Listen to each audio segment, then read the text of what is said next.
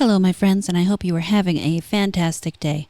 So today I wanted to kind of put the final pin in something that people have been wondering for a little bit now, the fate of Concord. And it appears that Sony has decided to shut down Firewalk Studios, the studio that created Concord. This is also in conjunction with them shutting down Neon Koi, which I honestly don't know much about. But we do have a very nice internal email that PlayStation released regarding the fate of both studios. Below is an internal email from Herman Hulst, CEO, Studio Business Group, Sony Interactive Entertainment, distributed today to SE employees. Dear team, today I want to share some important updates from Sony Interactive Entertainment Studio Business Group. We consistently evaluate our games portfolio and status of our projects to ensure we are meeting near and long-term business priorities. As part of our ongoing efforts to strengthen SIE's studio business, we have had to make a difficult decision relating to two of our studios, Neon Koi and Firewalk Studios. Expanding beyond PlayStation devices and crafting engaging online experiences alongside our single-player games are key focal areas for us as we evolve our revenue streams. We need to be strategic, though, bringing our games to new platforms and recognize when our games fall short of meeting player expectations. While mobile remains a priority growth for the studio business, we are in the very early stages of our mobile efforts. Oh God. Just what we need. Sony on our phones. Anyway. To achieve success in this area, we need to concentrate on titles that are in line with PlayStation Studios' pedigree and have the potential to reach more players globally. With this refocused approach, Neon Koi will close, and its mobile action game will not be moving forward. I want to express my gratitude to everyone at Neon Koi for their hard work and endless passion to innovate. Ow. Regarding Firewalk, as announced in early September, certain aspects of Concord were exceptional. Wait, which ones? I honestly am not sure which ones he means. Anyway. But others did not land with enough players, and as a result, we took the game offline. We have spent considerable time these past few months exploring all our options. After much thought, we have determined the best path forward is to permanently sunset the game and close the studio. I want to thank all of Firewalk for their craftsmanship, creative spirit, and dedication. The PvP first-person shooter genre is a competitive space that's continuously evolving, and unfortunately, we did not hit our targets with this title. Yet that's because you were going with ideas that were, 8 years too old? You didn't try to do anything new? You were just caught. Oh, I'm sorry. Well, I'm going to finish this first. We will take the lessons learned from Concord and continue to advance our live service capabilities to deliver future growth in this area. I know none of this is easy news to hear, particularly with colleagues and friends departing SIE. Both decisions were given serious thought, and ultimately, we feel that they are the right ones to strengthen the organization. Neon Koi and Firewalk were home to many talented individuals, and we will work to find placement for some of those impacted within our global community of studios where possible. Notice they said some. I am a big believer in the benefits of embracing creative experimentation and developing new IP. However, growing through sustainable financials, especially in a challenged economic environment, is crucial. While today is a difficult day, there is much to look forward to in the months ahead from the Studio Business Group and our teams. I remain confident that we are building a resilient and capable organization driven by creating unforgettable entertainment experiences for our players. Thank you for your continued support. Wow, that one's kind of mean. Not even a lie. I will say, to some small degree, on a human level, I do feel bad for the people losing their jobs. This has nothing to do with whether they deserved it or not. It's always stressful to have to find a new situation after you lose the one you had, and I think I can afford to be compassionate on that level, even if I think that it is deserved. It doesn't really matter what I think at the end. This happened no matter what I think or what I do, because let's face it, I wasn't going to buy this game. The fact that no one recognized that this was not going to be a hit with the market is surprising to me. And yes, it is partly that culture of toxic positivity. I actually had an exchange with somebody on X just the other day about, I do believe if you are going to complain about what you dislike, you should be trying in some way to find something to fix what you dislike, or some way to change so that you're not just always upset about what you dislike. And in my case, that's why I do the Miskatonic Mondays. It's just me playing a demo and giving my thoughts on it. I do live stream that for members on Sundays for those who might be interested in popping by. And then I release the video Monday morning. And hopefully, if I work enough on that, I can expose people to new independent games, and they can play new things that they enjoy. Complaining is part of it, but also being active, proactive in finding things that we want is part of it as well. Here on X, we have the post from Firewalk Studios where they basically say goodbye, and I will go ahead and read this. Firewalk is signing off one last time. Firewalk began with the idea of bringing the joy of multiplayer to a larger audience. Along the way, we assembled an incredible team who were able to navigate growing a new startup into a team during a global pandemic. Firewalk was founded in 2018 and was very small for its first couple of years, only entering full to production in 2022. Build a new, customized, next-generation FPS engine in Unreal 4 to 5, delivering top-tier gameplay feel, beautiful worlds, and a performant 60 FPS technical experience on a stable and scalable backend on PS5 and PC to hundreds of thousands of players in our beta. Manage an acquisition/integration while readying technical and preliminary tests, and ultimately ship and deliver a great FPS experience to players, even if it landed much more narrowly than hoped against a heavily consolidated market. We took some risks along the way, marrying aspects of card battlers and fighting games with the first-person shooters, and although some of those and other aspects of the IP didn't land as we hoped, the idea of putting new things into the world is critical to pushing the medium forward. The talent at Firewalk and the level of individual craft is truly world-class, and the teams within Sony Interactive and across the industry will be fortunate to work with them. Please reach out to recruiting at PlayStation for inquiries, and thank you to all the very many teams, partners, and fans who supported us along the way. See you in the Tempest, Firewalk Studios. I'm kind of wondering where they got these hundreds of thousands of players in their beta, because as I recall, the beta never got that high. So unless they had a separate beta that they didn't actually put out anywhere that people could track it, I don't know where they got that number.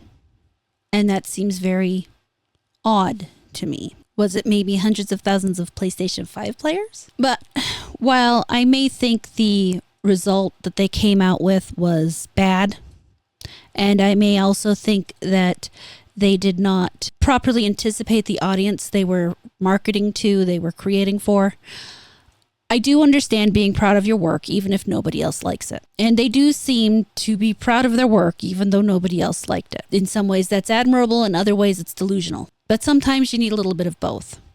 I'm sure that there were probably a couple of really creative people in that group, and hopefully everybody lands somewhere that they can continue to live their lives and go off and be happy and not make games that people don't want to buy. Hopefully they go on to make good games. I'm not going to hold out too much hope, but anything can happen in this crazy world. Hypnotic basically called them on their delusion. He says, even in your death, you can't be honest with yourself. You are blaming the industry and you are blaming the economy. It's hilarious. You have all the funding in the world, more funding than most video games can even hope to even dream to achieve, and you fumbled. You are blaming an economy that is supporting video games made for gamers en masse on a large scale. Those games somehow don't operate in the same economy? You say you have hundreds of thousands of players in the beta. How? 2,400 concurrent during open beta on Steam. PlayStation was worse. How did you reach that number?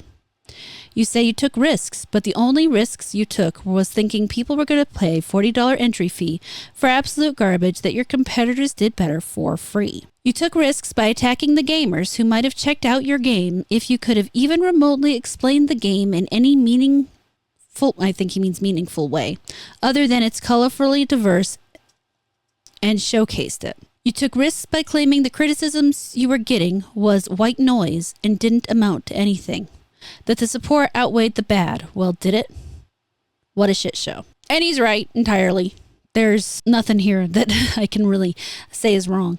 I do think that there is actually a place for these games with the $40 entry fee in regards to not having the same type of monetization. If you were going to do the $40 fee, you obviously can't then turn around and do the microtransaction thing. And I personally I prefer the idea of being able to buy my game up front as opposed to slowly buying it piece by piece or paying for a season every few months.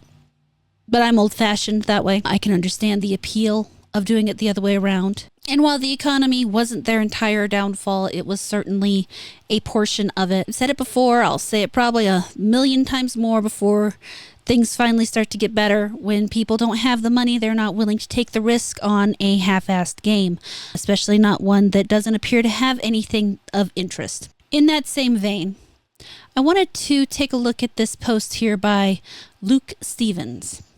Or Steffens, I don't know. Luke. And he says, so, two PlayStation execs greenlit a $200 million project that was doomed to fail, and when it does, one of them retires and the other gets a promotion to a position where he then fires everyone who worked on it? Got it. Some people seem to be confused. Sony bought the studio for the net book value of the project, plus studio assets, plus talent, etc. They greenlit $200 million in spending, at least, for the work-in-progress version of Concord and Studio, and spent even more after that. They greenlit the purchase, the spending, the launch, the marketing, and the failure of Concord, even if they weren't at the table in 2016 when work allegedly began. So what I find interesting about this is that he's basically trying to shift the blame for this loss, just onto Sony. Now, I'm not going to deny that Sony has a fault in this, because obviously they should have looked at this and said, oh shit, no, this isn't going to work. We don't want this. Instead, they went ahead and bought it. Speaking to Sheep, when this initially was going on, we both looked at each other and I basically said to him, these people were rolling natural 20s every time they had a charisma check. And they must have some killer bonuses, because they did not miss a single one. They managed to walk in, put this on the table and said, hey guys, this is going to make you money. Not only is this going to make you money, but you are going to be able to build a new IP backbone off of this. I'm seeing movies, I'm seeing TV shows, I'm seeing merchandise. You can do that with this IP. And these people bought it. I could not imagine buying any of those characters as a model. Oof. No. Can you imagine having them on a t-shirt? A cup? These were not marketable images. As it was the idea of a hero shooter where the draw, and really the draw was supposed to be the characters, the character personalities. And while I understand to some degree character personalities do matter in a hero shooter, gameplay matters more. Yes, you definitely need attractive, and by attractive I don't necessarily mean sexy. Sexy helps, but I mean characters that are built in a way that people actually find them interesting and they want to approach them. They attract them in the way honey attracts flies, as opposed to, just sexy. Sexy helps, but it's not the only thing. I'm just saying. Making interesting characters, exciting characters, characters people want to play, gets them into the game to try the gameplay, and the gameplay keeps them.